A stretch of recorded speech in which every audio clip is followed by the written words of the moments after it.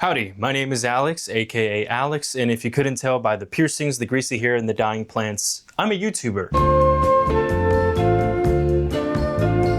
I've been making videos for quite some time now that use a mix between Blender, After Effects, and Adobe Premiere. Half of it because I think it's fun, and half of it because I've always been curious about testing the limits of an editing software, and it turns out that it's not really that much. Adobe Premiere for the longest time has been considered to be the industry standard. If you want to be a professional editor, you have to know Adobe. And if you wanted to use it in school, then Adobe was what probably was handed over to you. Me being one of those people, when I was in college, I basically got to use all of Adobe softwares using my student email because I was told that it was like the everything program. It's what they use to make Dune. It's what they use to make everything everywhere all at once. It's what they have advertised over and over again as being the perfect program for commercials and advertising and marketing, and if you wanted to start a vlogging channel, and if you wanted to make documentaries. It was the thing that you could do for all of editing. And so for me as an editor, I always held so much pride about that I was using the same thing that they used to make Dune. And so knowing this, I always assumed that if something went wrong, it was likely my fault, because for other people, they weren't having these experiences. For me, whenever I was editing on Premiere, I was always dealing with non-stop crashes. I was required to know every single mechanism to be able to maximize the amount of computer power it was using. I had to learn how to have a PhD in the handbook of troubleshooting every single issue with about 70 possible answers as to what I could possibly do to be able to fix something. And if I didn't know something and I went online and I asked for help, all of the Adobe shills would come out and say that the solution was actually really simple. All I needed to do was convert my videos into a proxy, then an AV1, then do the Fibonacci sequence backwards until it comes out as an HTML file. And then after you do all of those things, it might increase the odds of maybe being able to export a project by 15%. And for 5 years, I was able to tolerate pretty much all of that shit. Not because I love Adobe, but because I love editing so much. I love making cool shit to post on YouTube. I love spending months working on a niche, intricate composition and spending weeks trying to figure it out only for it to last like 5 seconds on the screen. I love doing what I do regardless of YouTube. It's a thing that I try to work on in my free time. I just like to mess around and send stuff on Discord to my friends that are like memes or like little montages of us like playing games together. It's what I love more than peanut butter French toast, than surfing, than grappling, than literally everything. To me, it completes me. And so I was just so willing to tolerate all of this shit that was coming my way for so long. I tried to fix every single issue on my end. I figured clearly I am being the problem here, so maybe I should try upgrading my PC. Maybe I needed to get a new GPU. Maybe I needed to get a new CPU. Maybe it was my RAM? And then I was just like realizing a pattern where no matter what I was doing on my end to like optimize my workflow, there was always going to be someone out there who just basically put me down for not trying out their very niche solution. I could tell them that I own a Bugatti of a computer and my middle name is Adobe, and there will be a Redditor out there who will be like, well, actually, I have been editing on a banana for 17 years now and I haven't had any issues with my program. And this is kind of like the infinite loop problem that you will always have when it comes to talking about editing, because no matter what, there's always a way to pinpoint it back at you. Everybody's workflow is going to be different. Everybody makes videos differently. Everybody has to do different things to be able to export something out as a project, either in the corporate world or as a hobby or as a passion or for your own personal self. Maybe you don't want to like post it anywhere. No matter what, everybody's case is going to be different. And so it's so easy to just be able to point these issues back at you.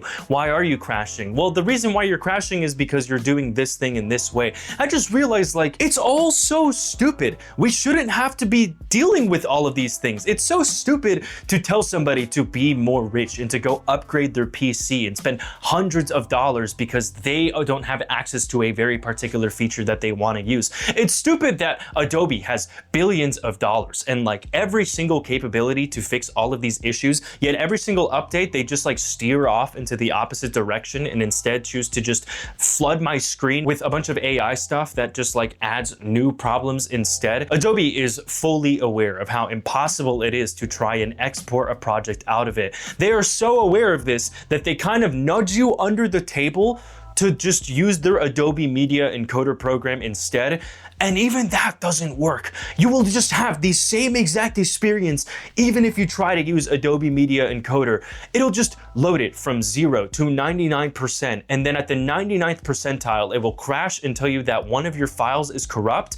Which one? Good luck. Good luck finding out which one of your files is fucking corrupt. Because now you have to look at this project that you spent like 4 months working on and just look upon the vast horizon of the timeline that you have and just individually stare at thousands of objects until one of them maybe slightly looks off, I guess? I don't know. And so as all of this was going on, I was hearing through the grapevine about this great new software called Davinci Resolve.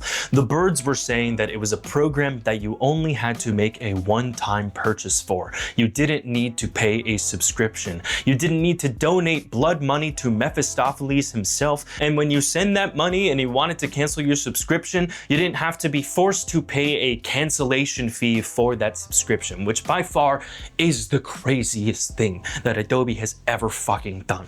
Davinci Resolve was a one-time purchase. How incredible. Then I found out that some of my favorite video essayists who also made big projects like I do announced that they had made the switch. People like Action Button, people like H-Bomber Guy, who I believe way back then when they were working on the plagiarism video, made this entire thread on Twitter ranting about how it was taking them weeks to be able to export this like 4-hour-long project that they had spent a year working on. And so in order to be able to export it out, I believe from what I recall, they used Davinci to be able to have it be posted onto YouTube. But the main jit that inspired me to like think about ever making the transition was from a YouTuber named JHXC64, who basically documented their entire process of swapping over to Davinci Resolve. For me, the big barrier as to why I never really considered it, and I'm a Premiere guy. Like I hate Premiere, but I could just never switch off Premiere, was because the people who were recommending alternatives didn't really use that many complex compositions the way I did to do their visual storytelling. But JHXC was like the first guy I saw who was like, yeah, using Blender and like making cool visual 3D camera tracking stuff. I'm like, that's my mojo, that's my shit.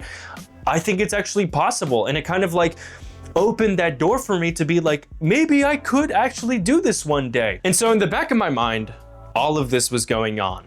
Eventually, in April, around 6 to 7 months ago, I had my falling out with Adobe. For some context, for 2 months, I was working on a video that was called Strange Depictions of Hell. My computer by this point was absolutely pristine. It was a 1400 horsepower Formula One piece of perfection. And halfway through working on this project, my shit was crashing at an unbelievable rate. Mind you, everything on After Effects was rendered out. All my footage was proxied. Not once did I use dynamic link. Not once did I ever have a red bar over my timeline. My NVIDIA was up to date. My preview resolution was at 1/4. Everything, and I mean everything, was optimized to its full capacity. I don't give a shit if one of you guys are gonna comment and be like, actually, I've been using a banana and I do this one little trick where I peel the banana at a 45-degree angle and now it just perfectly works. I don't care. I did everything and it didn't fucking matter. My shit was constantly crashing and I was going insane. And then somehow, miraculously, I finished the video ahead of schedule. Everything from start to finish was completely done,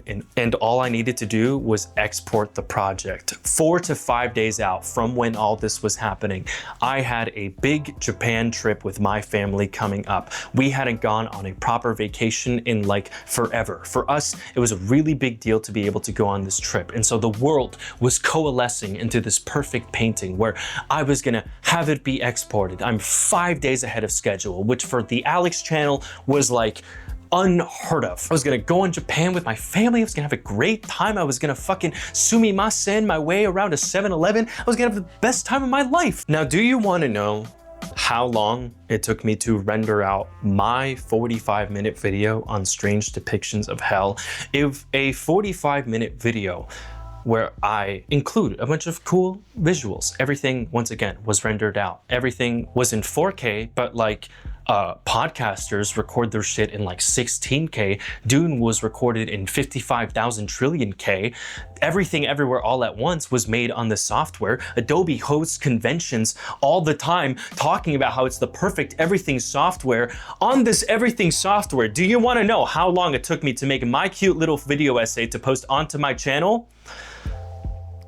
I had to wait until the morning of my flight to finally, after many days of praying and suffering, be able to export out my video and post it onto the channel. It took me until the morning of my flight, guys. Do you realize how absolutely batshit insane that is? I didn't even know if it was ever gonna be able to export out. I almost thought that there was gonna be a reality where I had to fly over to Japan, have my dick in my hand, and wait until I got back to the United States to go back onto my computer and try once again to just get this video out, for God's sake. And so finally I get this video out, and I'm over in bonsai tree land thinking to myself, like, is this gonna be my reality from now until the grave? Am I just constantly gonna be in this fugue state where like the weaving between the fabric of Adobe Premiere is like this beautiful, gracious process where you can add so many layers and dynamic effects onto your stuff and make it look so cool and beautiful, and then it's just such an esoteric nightmare to be able to get it out of the program for whatever fucking reason, because instead of Adobe ever listening to any of the complaints, they just add in AI stuff and they're like, oh look, you can now put a photo of a dolphin in the background and it's automatically masked to your background. Wow, look at how cool that is. Is that just gonna be like my life now? Am I forever just gonna have to, like, instead of them ever applying an actual useful effect to the effects tab, I have to download a plugin for $400 to be able to make Tanjiro red? And if I want to make Tanjiro blue, I have to type it into YouTube, and there's just like some balding grifter that's like, hey, do you want to make Tanjiro blue? Well, here's another separate $400 plugin that you want to use. What about other of the most basic effects ever? Do you want to add bloom? Here's another balding grifter telling you that he needs to pay $450,000 trillion to be able to download that plugin. Is this going to be like my life now? Every time I have an issue, I type it into Reddit and everybody's just going to be like, do you not know what a proxy is? Are you the stupidest person ever? I've been working on a banana for 17,000 trillion years now, and you don't know how to edit on your big computer PC because I've been editing on a banana? Is this gonna be my life now? This thing that I love so dearly. I love to edit so much. I love making cool shit and posting it onto my YouTube channel. Am I just gonna have this like insane, traumatic, toxic relationship where I love this thing so much, but it just abuses me and beats the living shit out of me every single time I try to even like make a turn, or even to just try to do anything authentic and honest and cool and something that I deeply care about? Is this gonna be my life now? I come back from my Japan trip and I realized that it is time. It is time for me to make the switch. I don't care what it's gonna take. I'm switching over to Davinci Resolve. In this video, I'm gonna explain my journey of how I made the switch from Premiere to Davinci Resolve. I'm gonna list out all of the editing aspects of how that went for me and how long each of those steps took me to be able to fully convert my workflow process and fully be able to make videos on my channel via only just Davinci Resolve. Then I'm gonna talk about all of the pros and the cons, and then I'm gonna talk about why those cons don't matter. And it's for one really big reason, because I am going to be honest, I don't think Davinci Resolve is the perfect software. I don't think this workflow is gonna work for everybody. I'm sure there are gonna be a lot of people who watch this video, they're gonna give it a shot, and they're gonna realize it's just not for them. And honestly, I think that's totally fine, even though I'm coming from the side that I wish I could just convert everybody off of this. I strongly believe that if you really care about editing and you want to be able to benefit off of that in the long run and have to, like, you know, realize that you should be in good hands if this is a career you want to pursue, then I 100% think you should make that switch. But we're gonna get into a lot of this. I apologize if this is maybe a longer video than what you would like to see from a thing like this, but there's just a lot of areas to cover, and I don't think a short video would make it possible to be able to cover all of the territory that I want to talk about, because for me, this was a really big deal. It took me a lot to muster up the courage to fully switch off of my main editing software, a thing that I held so much pride in being proficient at. And then I'm just gonna finish off with a general thing of videos that you should watch about Adobe and where I think the future of editing is gonna go if we just keep staying on this track, either for you and also for companies that are like investing into making these programs that don't give a shit about you. And so let's start at square one. I come back from Japan, I open up Davinci Resolve, and this is the first thing you are likely gonna see.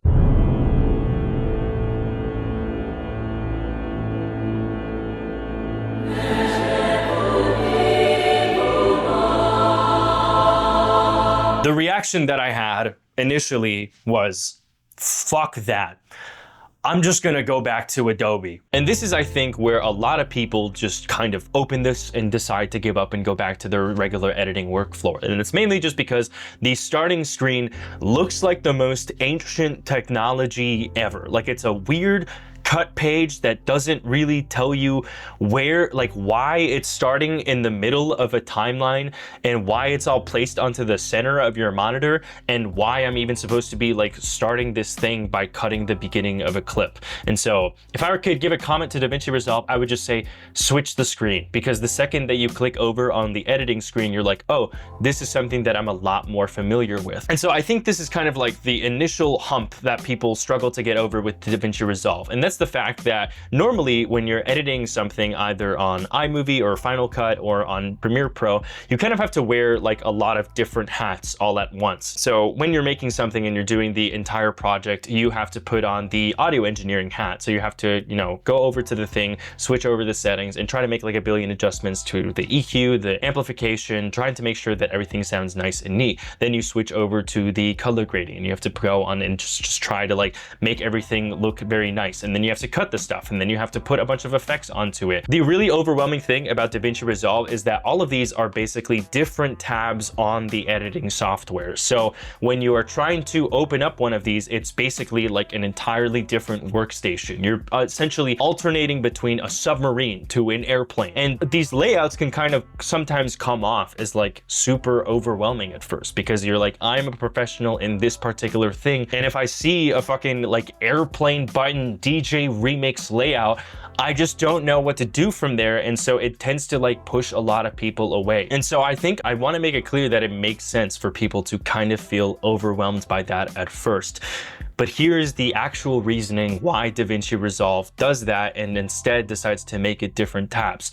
Number one, I think it's because they know that you're going to just be wearing all of these hats, so they try to make it more convenient for you. Instead of having it all be like jumbled up into one single page and you just have to like put on an effect to be able to wear that hat, you can just go to an entirely different layout. Reason number two, the layouts are pretty advanced because it's a software that isn't trying to treat you like you're stupid. This is the thing that has pissed me off for so long about using Premiere Pro, is that like it just gives me these like basic cookie cutter stupid little like swipe effects, and I have for so long been basically trying to like maximize the use of these tools to be able to get like the not so complicated thing that I want out of it. For example, why the fuck do I need to either download a plugin or try to do like PhD theoretical math to be able to add an outline to my images or a border? At least with Davinci Resolve, they know that these are the things you want. So within those complications,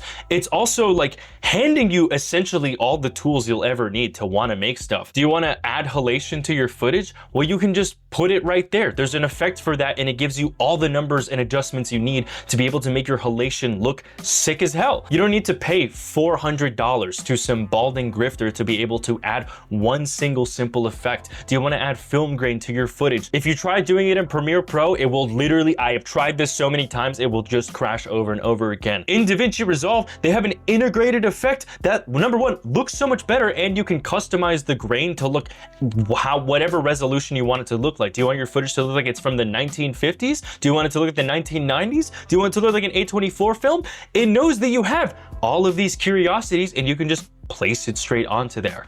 Isn't that kind of nice? Oh, and look, you can just add stroke to an image. Do you want to crop an image? There is an already automatic feature that when you place a file into Davinci Resolve, it already starts with a crop feature that's at 100%, and you can just tweak the numbers to make it 80, 75, make it whatever width, horizontal, landscape, whatever dimensions you want to give over to it, it's already right there. If you happen to have add a file that has a smaller resolution than what you're editing it with, it'll just align that footage to already fit onto either your 4K or 1440p resolution file. Isn't that nice? Isn't it so much more convenient to be able to skip a step? Why would you want to add an extra step? Or how about this? Whenever you're editing audio and you want to add reverb to it, you can just put on an effect and it'll give you, not only has like twice as many settings that you can tweak around with to make the echoes seem more natural or seem more fitting to the effect that you're trying to apply to it, it also gives you a 3D grid that you can mess around with to be able to like traverse the size and the scope of the room and how strong you want it to echo, which again might seem more complicated, but it's providing you with all the tools you will ever need. If you're a person like me who's just deeply curious about wanting to make cool stuff, it's not holding you back. It's not paywalling you from being able to do any of it. You can just go ahead. Here you go. Do you want to go out venturing into the jungle? Here are all the tools you'll ever need to be able to enter into this landscape. Will you survive? Who knows? It's entirely up to you. So in terms of editing, it was a smooth sailing experience. If you're familiar with working with Premiere Pro, the editing page really genuinely doesn't have that many gaps or humps that you need to get over. I would say it took me less than an hour to be able to swap all of my keybinds over to Davinci Resolve.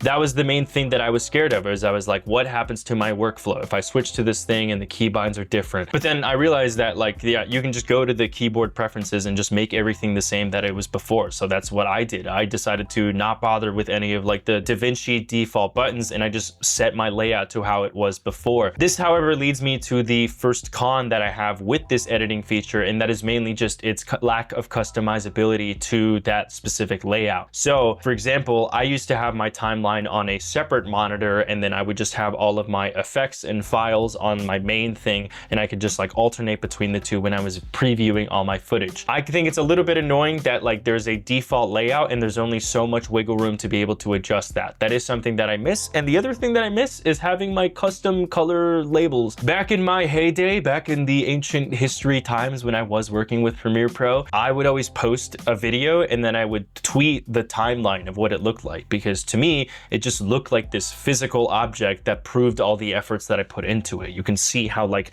each individual line in space has an effect and many layers and all that stuff. And it was just a thing that I thought looked cool. And so sometimes I would just add like a color scheme to it that would make it look more aesthetically pleasing. You can do that, but it's based on the default set colors that are for Davinci Resolve. So if I could request like a cool feature that I would love to see them add down the line, it would be that. Like I would just love more customizability to my layout. But other than that, I would honestly say it like really just took me a day to be able to switch everything over and get back to like doing my original workflow. So the second that I flew back from Japan, I already had a script ready for the other thing that I was going to be working for, and I immediately was just able to like start editing the second that I came back, set the keybinds, and just start getting right into my next workflow. But then came the next complicated step, which was the audio tab. So for a while, whenever I was recording stuff, I was using it through Adobe Audition, and I would kind of just like record into there and change all the settings through that particular software, adding in the EQ, doing gain, and putting a limiter, and then I would drag that over to my Premiere Pro. Now that I was working with Davinci, I decided to go out of my way and really try to like not wing my approach to editing my recordings. This one took me a little bit longer because there were a lot more tools to be able to tweak around with your compression and with your equalizer.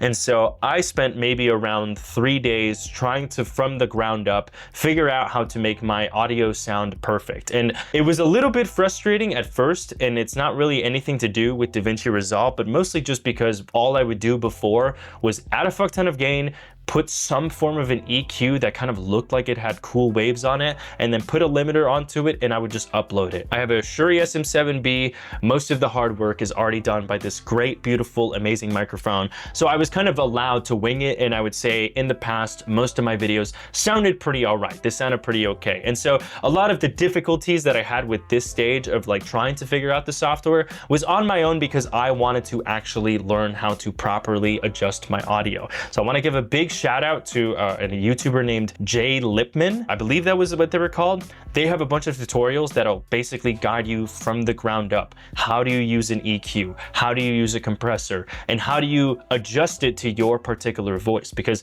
the thing is with audio engineering is that like everybody's voice sounds different. So everybody has a different setting that makes their audio sound nice. And maybe there's not even a right answer. It's more so like a taste thing. And so I thought that was like pretty overwhelming at first, but it was like so well worth it.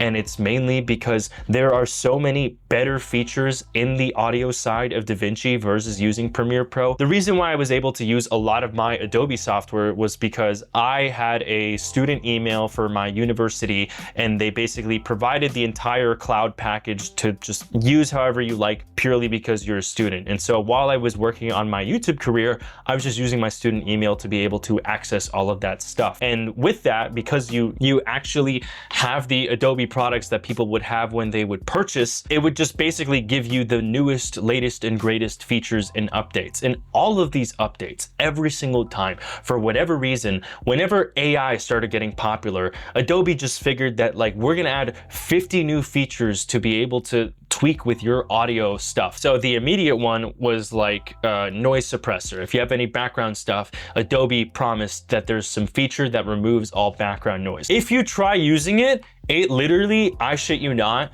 takes 30 minutes to even render out like a 5-minute footage of anything. It takes so insanely long that it's basically not worth it, and you might as well use either an outside source to be able to reduce the noise suppression, or you just use like a specific audio software to go do that. It has other stuff like a dialogue leveler. All of these things take hilariously long to be able to load it in, and what's so funny is that Davinci has those same exact features, and they're better. Like, it has a voice isolator that you, with the click of a button, can set a range for how much noise suppression you want applied into your specific thing. Because the problem, if you set like too strong of a noise suppression setting onto your recording, it just sounds more robotic and unnatural. Like, you do need a little bit of reverb to make it feel like you're in a real environment. I just think that's so funny because like, it's literally a product that listens to people and has the same exact stuff that Adobe has spent years bragging about. Like, and so now I've gotten to a place where like, yes, it was annoying a couple days at first, but it ended up being so much worth it because I now basically just have like go-to settings that I can apply to all of my audio recordings. Every single setting, whenever I'm recording with this mic, I have a profile that I can just like have it remember. And so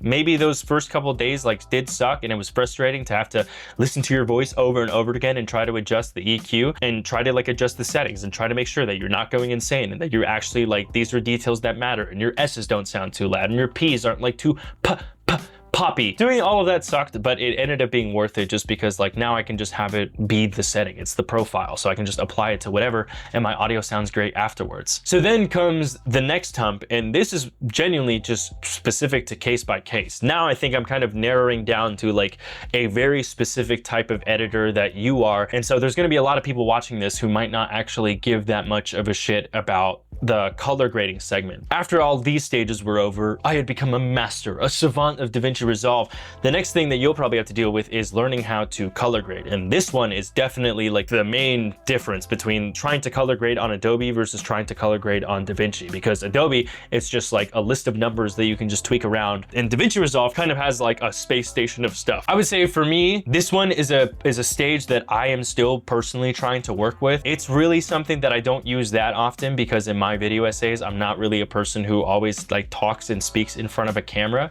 And so I wasn't really in a hurry to like figure out how to do that anyways. But I think now that I'm working on this second channel and I just like having stuff that looks visually pleasing, I have like lights in the background now, and there are like things around here that I feel like is like a lot more fun to mess around with. I just think I've been more inclined to want to like learn how to use color grading. And so if Audio engineering had like an element of taste to it. Color grading is pretty much all just personal preference. And the main thing is that there's usually a gap in people understanding what the nodes are for. Nodes are just not really something that you would commonly see with like these types of softwares. But I was kind of first introduced to them from using Blender, and Blender pretty much primarily only ever uses nodes specifically for like textures or any stuff that you want to like actually tweak the specific material or the object that you're working around with. So it wasn't anything that I was like foreign to. And I think the struggle is that people think it's like some crazy advanced object, but it's literally no different from just how the layers work in Adobe. It's just that the purpose behind nodes is that you could essentially have 2 layers be applied to the thing below it.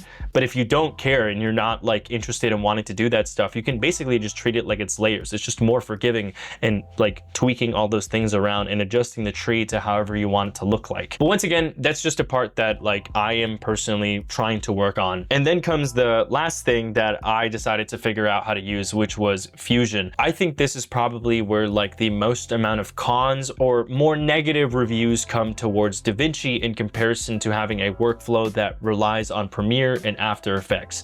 For me personally, I have kind of struggled with Fusion. I have messed around with some like elementary stuff that, you know, you can work around with and try to make stuff that looks cool, but it's not really something that like I've really fully depended on. I think in the years that I've been making video essays, I've kind of used After Effects less and less and relied on it a bit less and less, mostly just because I'm not really a person anymore that puts stuff on the screen with a bunch of like whooshes and crazy effects and like the camera's twisting around. More so I've been into like simpler compositions that maybe every once in a while uses like a 3D camera or has an aesthetic to it that seems cool.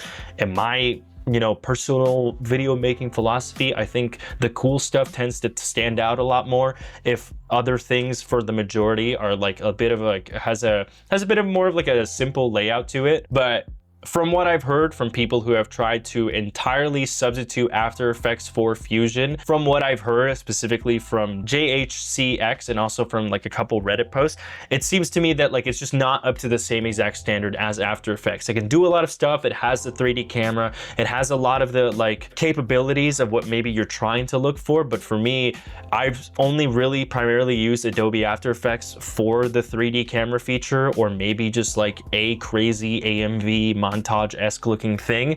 And I just personally haven't really like seen it perform to that same standard that I might have expected to. And so that is kind of like a big con that I think is that kind of like holds people back from wanting to make the switch over. So if you're a guy that like heavily relies on After Effects, maybe I would try looking up some stuff or trying to like repeat a previous project that you've done before and see how that workflow looks like on Fusion. Because I don't want to make it seem like it's all positive things about Davinci Resolve. There are obvious flaws, but for me, for my specific scenario, I found that the fit ended up working like a glove. And that was for the last point, which is exporting. Believe it or not, I have made some big fucking projects on Davinci Resolve. I have made a 50-minute video essay about insanity that I posted onto my Patreon and ended up getting scrapped from the main channel.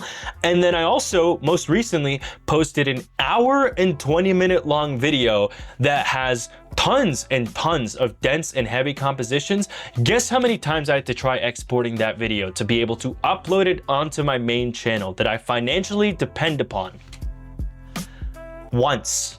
I had to render it out once at 100 megabits per second. For those of you who, maybe aren't familiar with like uploading onto YouTube stuff, that is a very high bit rate. That is something that is seriously only specific for like a couple people. And for me, my reason for using it is because I work around with a lot of Blender compositions, and part of the appeal, in my opinion, to like putting that stuff on the screen is that I want it to look the best that it can possibly be. The other reason is because a lot of my videos recently, I've really enjoyed messing around with like film grain and like texture and adding a bit of more of a vintage grainy look over to my footage. And I've really only been able to successfully and smoothly do that on Davinci Resolve. And I was genuinely amazed with how easy it is at exporting, because even in the case when you have something crash, like let's say there's a corrupt file, or maybe you have a missing file and it's not able to detect that, and so it stops exporting. The best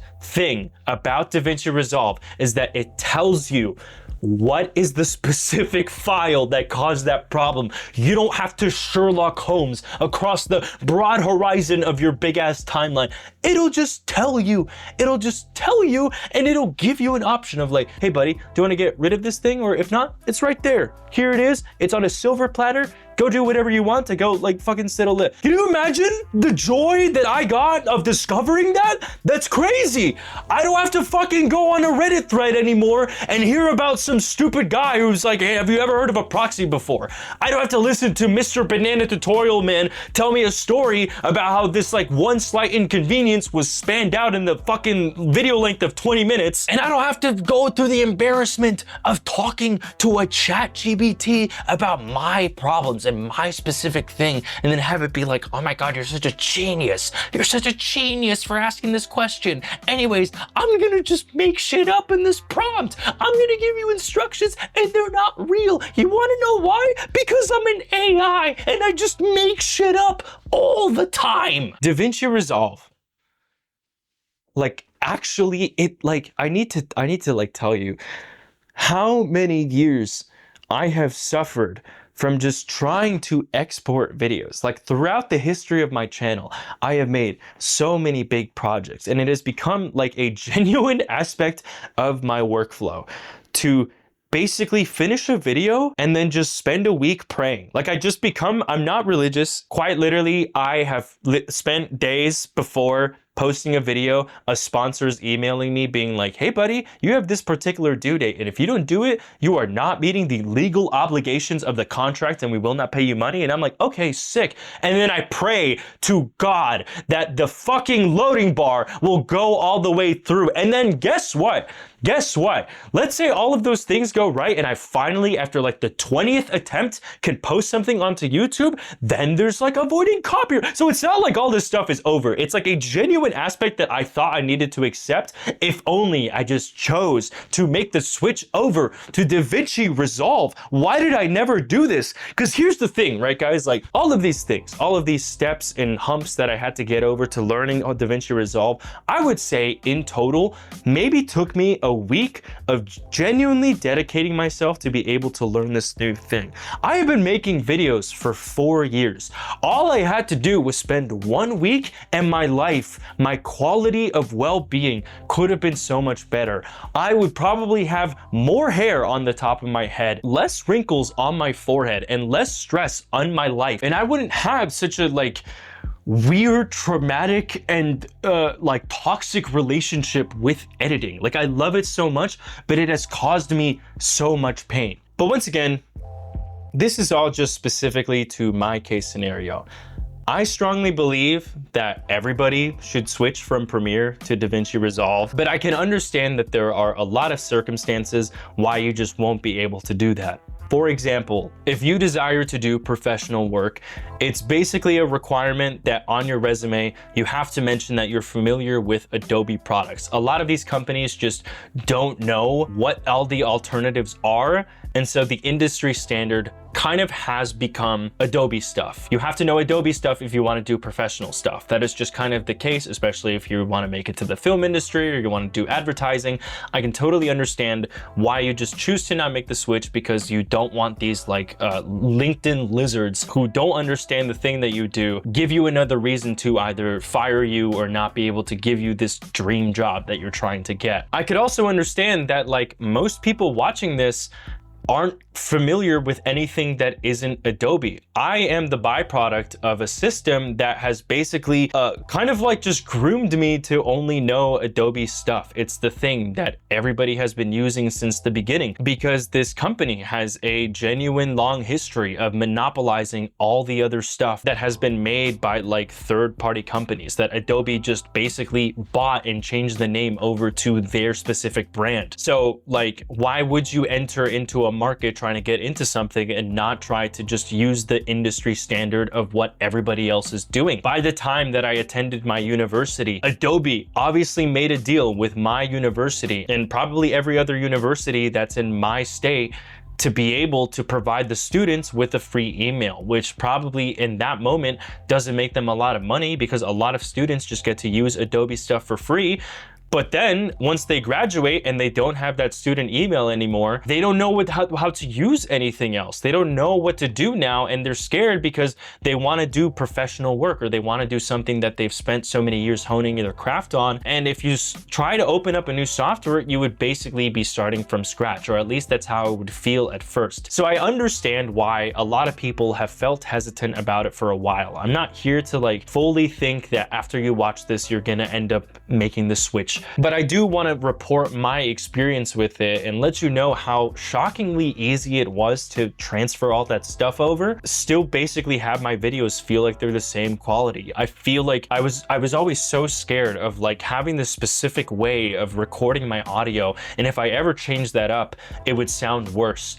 Now I look back, I can't tell the difference between which one of my things were made on either Adobe or were made on Davinci Resolve. I think my audio on this second channel sounds great. I think the audio on my most recent video on my main channel sounds great. All of these things did suck at first, but it has benefited me now to a point where I don't have to pay some overpriced subscription fee that keeps getting raised every single year. You can just buy Davinci Resolve and it's a one-time purchase. You never have to do it again. They have a free version if you can't afford the one-time purchase, and the free version has so many features. You could just make like an entire career out of it. Basically, I can still do the same exact videos that I was making before, and it might not be the same case for everyone. For me, I make very long videos. Back then I used to have like crazy effects and like 20 layers on all of my video files. I would say nowadays the max that I have is maybe like 5, like nothing really that's that crazy anymore. Most of my effort either gets put into my Blender compositions. Once in a blue moon, I'll try to tweak something around with a 3D camera. I'm still really trying to learn how to do that on something like Fusion, but every now and then I'll put some stuff on like After Effects. Really, that's it. Most of the effort nowadays just goes into the writing and the audio mixing. I really enjoy the like elements of choosing music over a video essay, or just trying to like add subtle effects that can make the experience of watching a video of mine feel more immersive. But that's mostly what my effort goes into. So I understand if like this is not entirely for you, but for me, the transition felt so smooth and so perfect. And if I could sum up the pros and cons, all of these things that I've said, the pros is that I can smoothly make high effort, long, big projects and have it be exported in the first go. Everything, in my opinion, looks great. The quality hasn't had to suffer, and I can just put stuff out there. It was a bit more complicated, but it doesn't treat you like you're stupid. The cons, it's a bit more complicated. It's definitely overwhelming. I could see how it's a little bit too much for some people. But the thing is that like, once again, it's not treating you like you're stupid. I have some other complaints too. There's definitely like a lot of stuff where I think Davinci Resolve could get like a lot of improvement in.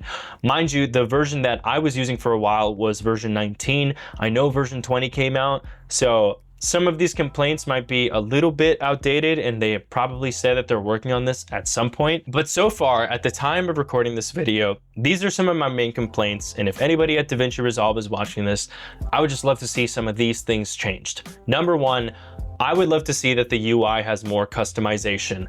It's a little bit annoying that like I'm forced to have a particular layout to my setup. As a person who's using 2 monitors, I would love to put shit on different monitors. I think it would make my life a lot easier. The next thing, this is just a personal preference.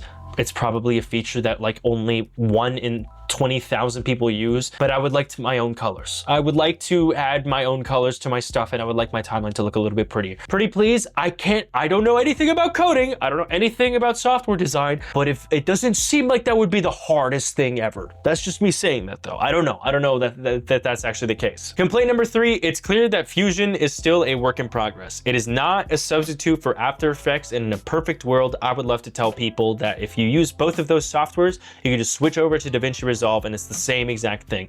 Fortunately, it's not. It is a worse version of After Effects, and if you heavily rely on that stuff, there's a good chance that you'll probably be able to switch your Premiere Pro stuff, but you might be like me and every once in a while have to just like suck it up and have to use like After Effects. I know. Complaint number 4, keyframing is not good. Like, it's just not good. In version 19, it was really bad. In version 20, they added a lot of adjustments to it.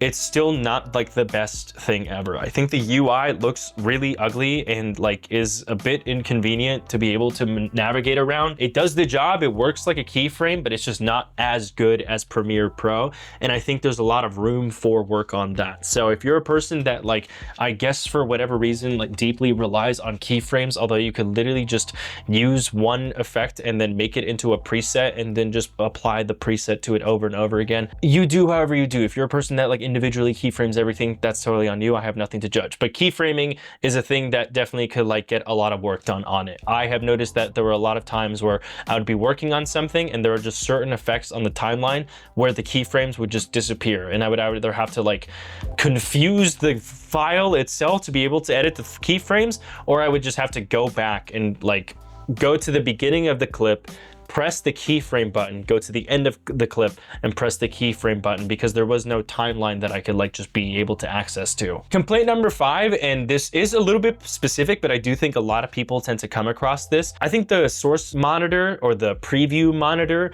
on Davinci Resolve needs to have a zoom in on the timeline. So this is a scenario that I think happens to a lot of editors where they're compiling clips that are very, very long, and they're trying to pick out like a very specific moment from that like hour to multi-hour long amount of footage, and trying to do that on Davinci Resolve is a little bit inconvenient because you can't zoom in. Like you can only really drag in along the stuff and scrub through the footage.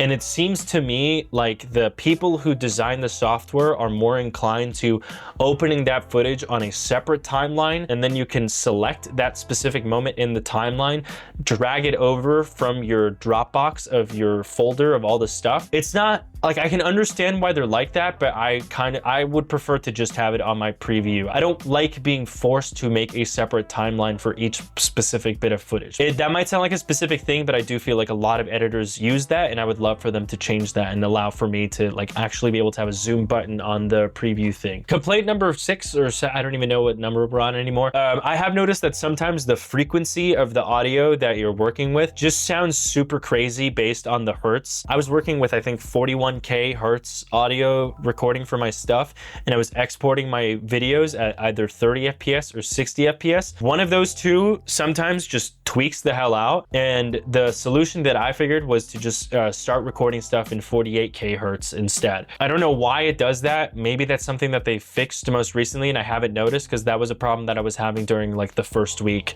when I was trying out Davinci Resolve. But I don't have that anymore, but it was a thing that like I'm sure people get confused by, and they don't understand why their audio has just been like completely ruined when they drag it in. And then the last complaint is that it's not perfect. It does every now and then crash. Nowhere near as often as it used to for when I ever worked with Premiere, but it does crash. It's human. Davinci Resolve is human, and it puts on its pants one leg at a time, and it's just like any of us, flawed and I can't even go on with this joke. It crashes less often, way, way less often, but I do want to mention that because I want to be honest about some of its flaws and things that it could work on. And so this leads me back to the thesis of the video, where I was going to tell you the pros and cons of using Davinci Resolve, and I was going to tell you the reason why none of those cons matter. All of these things one day are gonna get fixed. That's the reason why none of these cons matter. Davinci, or the people that are behind this software, actually give a shit about your input. Every single update has either been the result of them finishing up an idea that they know that the people want, and after several updates they're finally able to put out there, or it was in response to the feedback that people were giving to them. How many times has that ever happened with any Adobe software ever? How many times have you ever seen them listen to all of the thousands of complaints and they just put something in front of you that's either AI or just makes your workflow like 20 times harder? Like, I think they most recently got rid of the graphics tab.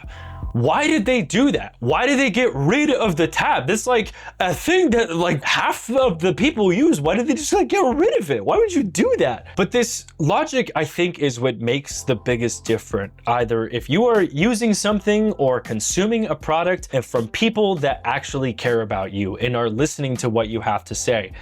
If you've played games, You know what it's like to play a game that adds things that people want. My friend plays Rust, and he tells me that every single year they basically come out with like an entirely new game. And they come out with like some crazy update that suddenly and makes everybody want to play Rust again, even though they're like recovering addicts. Meanwhile, I've been playing Rocket League since I think like 2020. Those guys at Psyonix straight up don't want to make money. They just like don't want to make money. They got rid of their market, their like trade marketplace for whatever reason, and they add shit to the item shop that no one wants. Like no one in the history of ever has wanted. They literally just like hate making money. They do not add interesting cars that people want to use. They don't do anything. They don't care about its esports. These people like genuinely hate making money. And you know what else is so awesome? I don't have to buy plugins. I have not once had to buy a single stupid plugin that some like Adobe grifter is trying to advertise or to buy their course to be able to like have access to any of these things. There's so much plugin culture that's like deeply integrated into editing nowadays that I just think is so shitty and so scummy, because in no world should I need to pay $400 to make Tanjiro red. I should just have an effect that says make Tanjiro red. I should not be spending like a GPU amount of money for a silly goofy pixel to be a different colored pixel. Why are we doing this? And why are we normalizing this? Why are we like giving people plugin packages and like recommending packages and stuff? I understand that there are some like great quality of life plugins made by people who clearly care about this space and are trying to make like someone else's life easier. So I don't want to like, you know, label these people as all grifters and all like evil people. It's just there's so many snake oil salesman characters in this space of editing that I care so much about and I love learning within. I just find it like all so gross and annoying. Howdy. It's future Alex here. I probably looked like 3 different people throughout the making of this video. I had this video kind of done a while ago, and I just had a couple hiccups along the way, which kind of made it hard to get this video out. But the point I was trying to make is that switching to Davinci Resolve genuinely ended up being one of the best decisions I have ever made, especially as a creative and as a person that likes posting stuff and trying to like explore the process of getting better at making visual cool stuff. I just think it was the fucking best decision I've ever made in my life, and I hate Adobe. These 2 ideas was all it took for me to want to make this. I don't know if anybody wanted to watch this video, but I hope this helps somebody out there who was a little bit scared about making the switch. I think for me, it was an unbelievably good fucking decision. Truly, I'm very happy about it. The goal, at least beginning of next year, or just hopefully within a year from now as I make YouTube videos, I want to be able to fully switch off of Adobe softwares. I've already swapped out Audition. Audacity is like the easiest fucking substitute I could have ever made in my life. And then I already swapped out the editing software. Currently, I'm in search for an alternative for Photoshop. I tried out, what was it fucking called? Yeah, I tried to tweet this out, and I don't think I was really that impressed with some of the options that I tried so far. Not a big fan of GIMP, not a big fan of Krita, not a big fan of Affinity. So I am trying to kind of explore that to see how else I can make my thumbnails through a different process. And then After Effects is just going to be also another hump that I'm trying to get through. I'm all open ears. If for whatever reason you made it this far to the end of the video, please feel free to suggest to me anything that has worked for you or your workflow, specifically for either Photoshop or After Effects. But other than that, that's pretty much it. I think this video has kind of become too long, and it kind of didn't really turn out the way that I wanted to, but I'm so unbelievably busy these days that sometimes you just gotta like put these things out. You just gotta accept it, and you gotta move on, and hopefully just pray that someone out there like wanted to see this. I don't know if anybody wanted to watch a video like this, but if you made it here, that's on you. That's on you, pal, for making bad decisions along with me. As a last remark, I will just say that I highly recommend watching this video. I didn't really get to mention it at the beginning, but this video was also a huge factor that made me want to make the switch. It's a great video essay. It's really profound to watch a well-written timeline depicting all of the shady business practices that Adobe has been acting since the early 2000s, since the beginning of Web 2.0, to be honest. That person explained it better than I could. Go check that out. Other than that, that's pretty much it. If you have any questions or you just want to like share with me your experience of how the switch ended up going for you, let me know. Other than that, that's going to be it for me. Peace out. Deuces.